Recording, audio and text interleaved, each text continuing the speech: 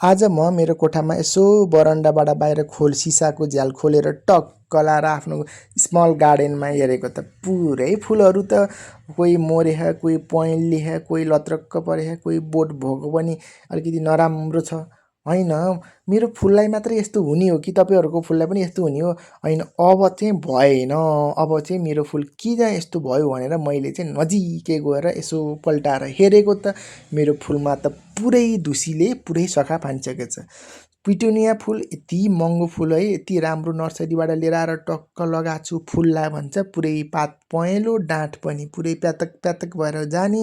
सम्पूर्ण फुलहरूमा त पुरै ढुसी नै ढुसी लागेको छ। अझै मेन भन्नु त जिरेनियम है, कतिको ठाउँबाट हाँगा काट्दै माग्दै सार्दै गरेको त सम्पूर्ण हाँगा त ढुसीले प्यात्त प्यात्त भएर मरेछ। पुरै मेरो फुल त सखा भयो, फुल्ला भनेको त झन् सखा भयो। अनि अब त्यसपछि के गर्ने त?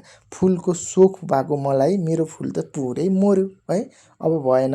अब मेन हेरेको ढुसीले मरेको हो र यो ढुसीलाई अब के गर्न पर्छ भन्दाखेरि मैले ढुसीनाशक औषधिहरू है, ढुसीनाशक औषधि हाम्रो बजारमा एग्रोभेटहरूमा पाइन्छ एउटा साफ भन्ने, यसले एकदमै राम्रो बिरुवालाई एकदमै केयर गरेर ढुसीबाट बचाउँछ।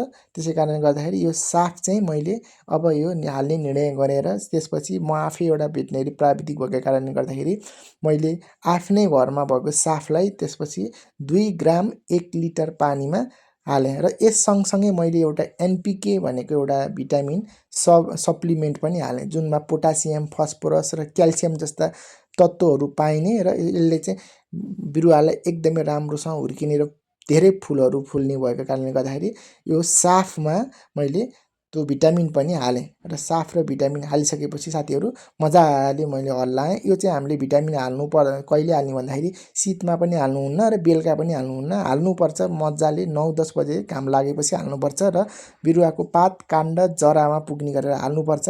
यो एकचोटि हालेपछि 7 दिनपछि फेरि दोहोऱ्याइदिनुपर्छ। यति भएको खण्डमा एकदमै राम्रोसँग बिरुवाहरू हुर्किने र बिरुवामा भएका ढुसी, पातमा भएका किराहरू, त्यसपछि डाँठमा भएका ढुसी र माटोमा समग्र माटोमा भएको ढुसीहरू पनि यसले मार्छ र यति राम्रो भएर आउँछ। म अर्को भिडियोमा तपाईँहरूलाई लिएर आउनेछु। यति पहेँलो, यति नराम्रो भएको फुलहरू मेरो कस्तो भयो त अर्को भिडियोमा तपाईँहरूलाई देखाउने चाहन्छु। आजको मेरो भिडियो कस्तो लाग्यो? ढुसीनाशक औषधि तपाईँहरू पनि हाल्नुहोस् भन्दै म बिदा हुन्छु। By by.